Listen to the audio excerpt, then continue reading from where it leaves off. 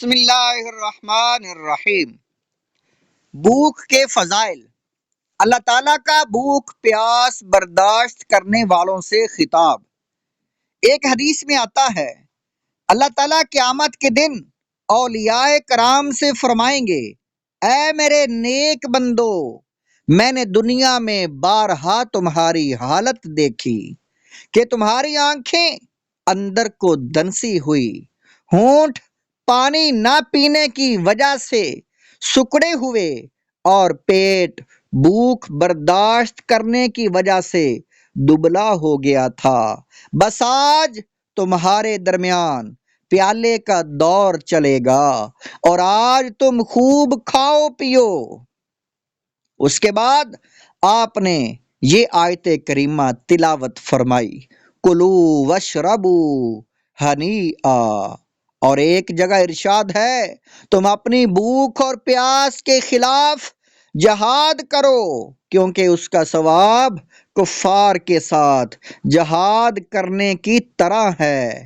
اور خدا تعالیٰ کو بھوک پیاس جو اس کی رضا کے لیے ہو، اس سے زیادہ کوئی چیز محبوب نہیں ہے۔ افضل ترین شخص۔ ایک اور جگہ ہے، کسی نے پوچھا، یا رسول اللہ صلی اللہ علیہ وآلہ وسلم، افضل ترین شخص کون ہے؟ آپ نے فرمایا، جو تھوڑا کھائے، کم ہنسے اور ستر چھپانے کی مقدار میں کپڑے پر قناعت کرے۔ منافق خوب پیٹ بھر کر کھاتا ہے۔ ایک اور جگہ ارشاد ہے، انسان کے جسم میں 7 آنتیں ہیں، مومن ایک آنت میں کھانا بھرتا ہے اور منافق 7 آنتیں بھر لیتا ہے، یعنی منافق خوب ڈٹ کر اور پیٹ بھر کر کھاتا ہے۔ بھوک پیاس جنت کا دروازہ کھلواتے ہیں۔ نبی کریم صلی اللہ علیہ وآلہ وسلم نے ارشاد فرمایا ہے کہ جنت کا دروازہ برابر کھٹکھٹاتے رہو۔ حضرت عائشہ صدیقہ رضی اللہ تعالی عنہا نے عرض کیا، یا رسول اللہ صلی اللہ علیہ وآلہ وسلم، کس چیز سے ہم کھٹکھٹائیں جنت کا دروازہ؟ آپ نے فرمایا، بھوک پیاس سے کھٹکھٹاؤ۔ افضل شخص بھوک پیاس والا ہے۔ رسول اکرم شفیع معظم صلی اللہ علیہ وآلہ وسلم نے ارشاد فرمایا کہ تم میں سے وہ شخص افضل ہے جو بہت غور و فکر کرے اور بھوکا رہا کرے، اور خدا کا دشمن وہ ہے جو خوب کھائے پیے اور خوب سویا کرے۔ اللہ کے راستے میں بھوک کی فضیلت۔ حضرت حسن بصری رحمت اللہ علیہ فرماتے ہیں، جنت میں ایک موقع پر حور جنتی سے کہے گی کہ معلوم ہے رب تعالیٰ نے تمہاری مجھ سے شادی کب کی تھی؟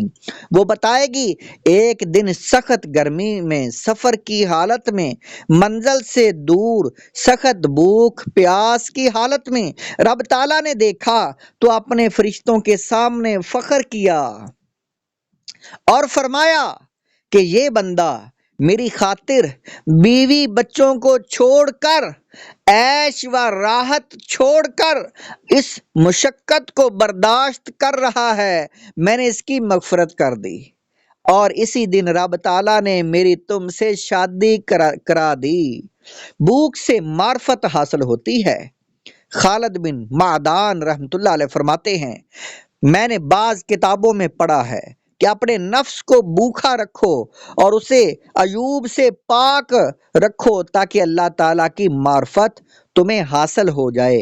نفس کو بھوکا رکھنے کا مطلب یہ ہے کہ اسے اس کی خواہشات کے مطابق عمل نہیں کرنے دیا اور نہ ہی اس کی خواہشات کے مطابق اسے کھانے دیا۔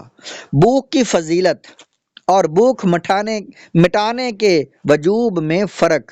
جیسا کہ ہم نے اس سے پہلے تحریر کیا کہ بھوک مٹانا ضروری ہے اور پھر بھوک کی فضیلت بھی لکھ دی، تو دونوں باتوں کے درمیان فرق یا ان دونوں باتوں کی وضاحت یہ ہے کہ بھوک اس وقت مٹانا واجب ہے جب بھوک انسان کو موت کے قریب لے جائے، تو اس وقت موت سے بچنے کے لیے کھانا ضروری ہے، اور محض اتنا کھانا عام حالات میں جو کافی ہو جائے اور جسمانی کمزوری سے بچائے، تاکہ کسب و عبادات وغیرہ میں خلل واقع نہ ہو۔ کھانا بھی ضروری ہے، لیکن خود کو بھوکا رکھنا، کھانے سے پرہیز کرنا تاکہ سلوک میں معرفت حاصل ہو جائے، اور کئی دن نہ کھانا، جنگلوں میں بھوکے پیاسے عبادت کرنا اور مرنے سے بچنے کے لیے کچھ زہر ملا کر لینا، یہ سب اہل اللہ اور عارفین حضرات کے کام ہیں، عام آدمی کے نہیں ہیں۔ کھانے کی مقدار کے بارے میں شرعی احکام۔ فتاوی عالمگیری المعروف فتاوی ہندیہ میں مذکور ہے۔ کھانے کے چند مراتب اور درجات ہیں۔ پہلا، فرض، وہ اتنی مقدار ہے کہ جس سے آدمی ہلاکت سے بچ جائے، اور اگر کوئی شخص اتنا کم کھائے یا کھانا پینا چھوڑ دے جس سے وہ ہلاک ہو جائے تو وہ شخص گناہ گار ہوگا۔ اس کی دلیل میں قرآن کریم کی آیت ہم پیش کر چکے ہیں۔ ثواب، دوسرا درجہ ثواب کا درجہ ہے، اتنی مقدار میں کھانا کھائے جس سے کھڑے ہو کر نماز وغیرہ پڑھ سکے، روزہ وغیرہ رکھ سکے۔ البتہ اس مقدار کو صاحب در مختار نے فرض کہا ہے، اور یہی بات زیادہ درست ہے۔ جائز، یہ درجہ ثواب کی مقدار سے زائد بلکہ پیٹ بھرنا ہے تاکہ بدن میں قوت پیدا ہو۔